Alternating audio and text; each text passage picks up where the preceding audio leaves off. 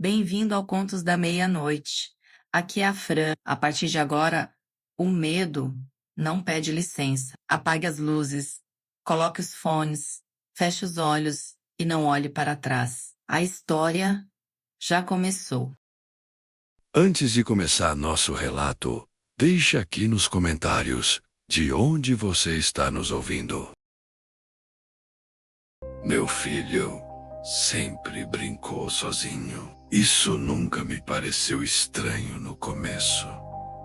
Criança quieta é considerado uma bênção. Ele não quebrava coisas, não gritava, não corria pela casa, sentava no quintal e ficava horas ali, conversando baixo, mexendo na terra. Eu trabalhava muito. Minha esposa também. Ter um filho que não exigia atenção constante facilitava as coisas. Ele tinha 4 anos quando comecei a notar. Não foi nada grande, só um hábito. Ele fazia buracos no quintal. Não eram buracos fundos, nem largos. Eram do tamanho exato de uma caixa de sapato, sempre no mesmo canto. Perto da mangueira, ele cavava, colocava alguma coisa dentro, cobria e alisava a terra com as mãos. Quando eu perguntava o que era, ele dizia: "É para eles." Nunca disse quem eram eles. Achei que fosse imaginação. Criança inventa. Amigo invisível. Psicólogo fala que é normal. Eu preferi acreditar nisso. Minha esposa não gostava. Ela dizia que o jeito como ele falava não era normal, que ele não inventava histórias. Ele respondia. Às vezes ficava em silêncio, como se estivesse ouvindo alguém. Uma vez ouvi ele dizer: "Não pode gritar. Papai não gosta." Isso me incomodou. Nunca bati no meu filho, nunca gritei com ele, mas também nunca perguntei sobre aquilo.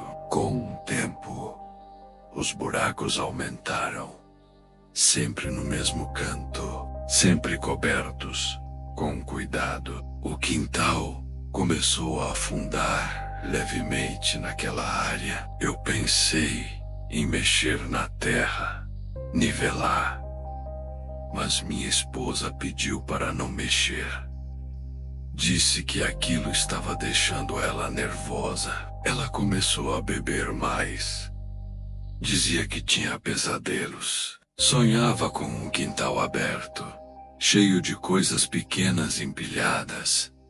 Sonhava com cheiro. Eu dizia que era estresse. O primeiro desaparecimento foi do gato. Não era nosso, era da vizinha. Um filhote que vivia entrando no quintal. Um dia não voltou.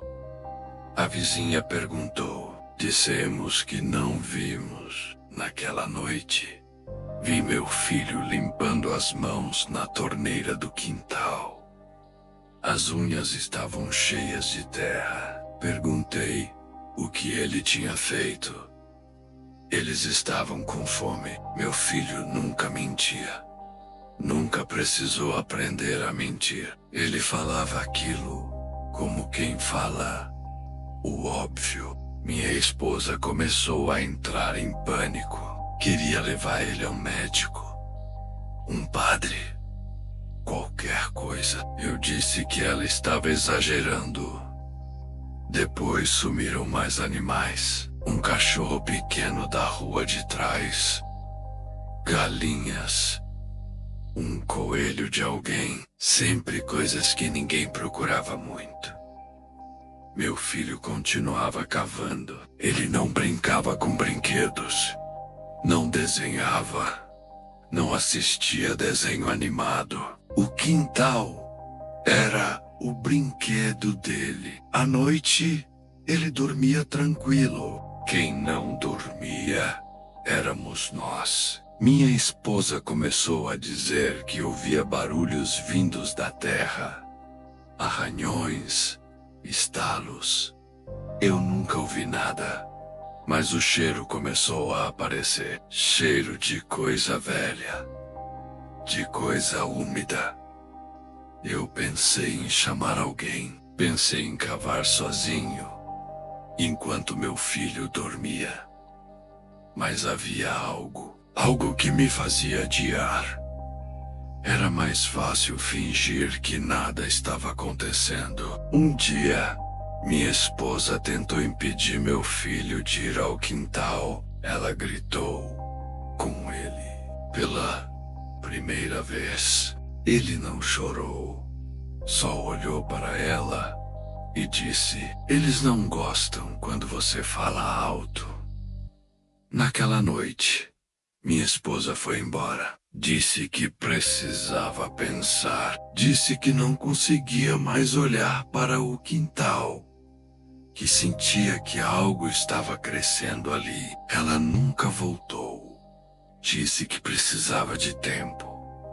Depois, parou de atender. Eu fiquei sozinho com meu filho e foi aí que ele começou a me pedir ajuda. Ele não chorou, só olhou para ela e disse: "Eles não gostam quando você fala alto."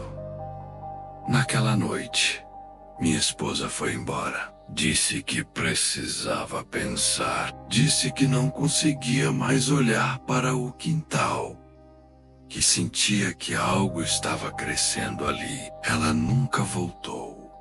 Disse que precisava de tempo. Depois, parou de atender. Eu fiquei sozinho com meu filho e foi aí que ele começou a me pedir ajuda. Perguntaram se tínhamos visto algo, se notamos movimentação estranha. Meu filho ficou atrás de mim, segurando minha calça. Eu disse que não. Depois que a polícia foi embora, ele me abraçou. "Você protegeu eles." Eu comecei a entender. Não de forma clara, mas suficiente. Eu sabia que, se covasse, encontraria coisas que não poderia desfazer. E que se encontrasse, teria que escolher entre meu filho e o resto do mundo. A escolha não foi difícil. Anos se passaram. Meu filho cresceu. Parou de cavar quando o quintal ficou cheio. Começou a sair à noite. Voltava à surra cansado. Nunca perguntou se eu tinha medo. Eu também nunca perguntei o que ele fazia. Hoje, a casa é silenciosa. O quintal está intacto, coberto, nivelado, como se nada tivesse acontecido. Às vezes, ainda sinto o cheiro. Às vezes, penso na minha esposa, mas quando olho para meu filho dormindo tranquilo, sei que fiz a coisa certa. Afinal, algumas crianças brincam sozinhas. Outras precisam de alguém que as ajude a esconder os brinquedos.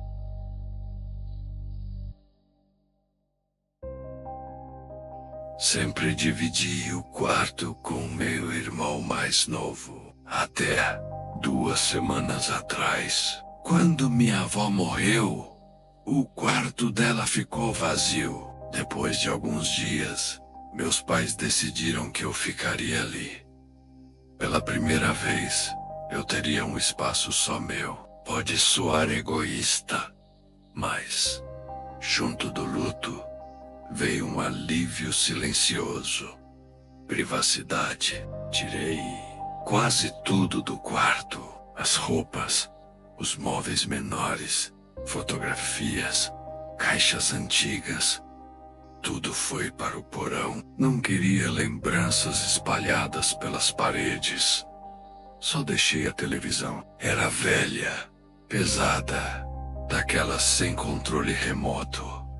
com botões duros e um chiado constante quando ligada. Mesmo assim, parecia útil. Minha avó passava horas assistindo novelas ali. Achei que funcionaria comigo também. Nos primeiros dias, arrumei tudo com cuidado, pintei as paredes, montei a cama, organizei minhas coisas. Quando finalmente deitei, o cansaço não deixou o sono vir. Resolvi ligar a televisão. Não havia canal algum, apenas estática. Procurei, girei o seletor, bati de leve na lateral. Nada. Desliguei e voltei para a cama. Foi quando senti, não vi.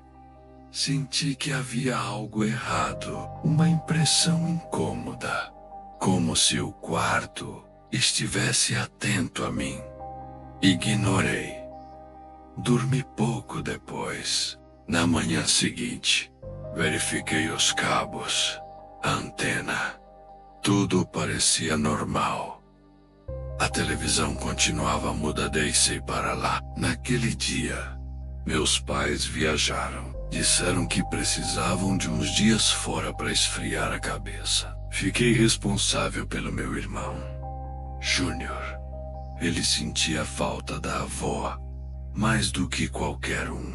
Na segunda noite, acordei com um estrondo. A televisão estava ligada, no volume máximo. Meu coração disparou. Peguei o celular. 3h33 da manhã. A tela estava preta. Sem imagem, apenas um número brilhando no canto, canal 666. Não sou supersticioso. Pensei em defeito. Apertei o botão e desliguei. Voltei para a cama e dormi. Na noite seguinte, aconteceu de novo. Dessa vez, o som não era estática, eram vozes. Muita. Sussurros sobrepostos, choros abafados, gritos distantes, como se viessem de um lugar fundo demais para ser alcançado. Arranquei o fio da tomada. Silêncio. Dei 2 passos para trás. A televisão ligou outra vez. Mesmo desligadão. Da tela escura, algo se moveu. Uma mão surgiu lentamente. Os dedos longos, terminando em garras negras. Não saiu inteira. Apenas o suficiente para apontar. Para mim, me escondi sob o cobertor. Esperei. Quando criei coragem para olhar de novo, a televisão estava apagada. Cobri o aparelho com um lençol velho e não dormi mais naquela noite. No dia seguinte, tentei tirá-la do quarto. Não consegui mover nem 1 centímetro. Era como se tivesse sido fixada ao chão. À noite, Júnior estava abatido. Tinha caído da escada durante o dia, se machucado. Feio chorava muito. Para animá-lo, deixei que fosse comigo ao quarto.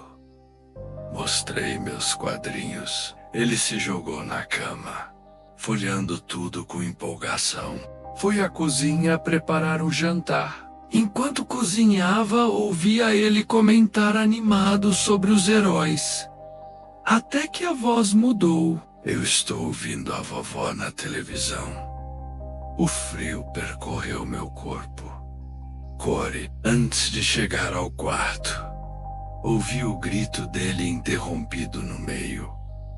O quarto estava vazio. O lençol no chão, um quadrinho aberto perto da cama. Procurei em todos os lugares. Então a televisão ligou. Na tela estava Júnior, encolhido, batendo no vidro, chorando, gritando meu nome. Ele dizia que algo o puxou, que a vovó chamou. Agora estou aqui, há horas, sentado diante da televisão. Ele ainda tá lá dentro, chorando. E eu não sei como desligar isso, porque de vez em quando, atrás do reflexo dele na tela, eu vejo outra coisa olhando para fora.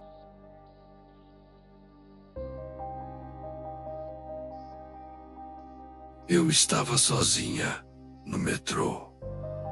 E isso não era comum nem para aquele horário. Ainda havia tempo para encontrar trabalhadores voltando para casa, gente cochilando nos bancos, alguém mexendo no celular, mas o vagão seguia quase vazio, frio demais, silencioso demais. Senti arrependimento por ter saído, não pelo medo, mas pelo incômodo no estômago, aquela fome específica que não se resolve com o que se tem em casa. Eu devia ter esperado amanhecer, mas não esperei.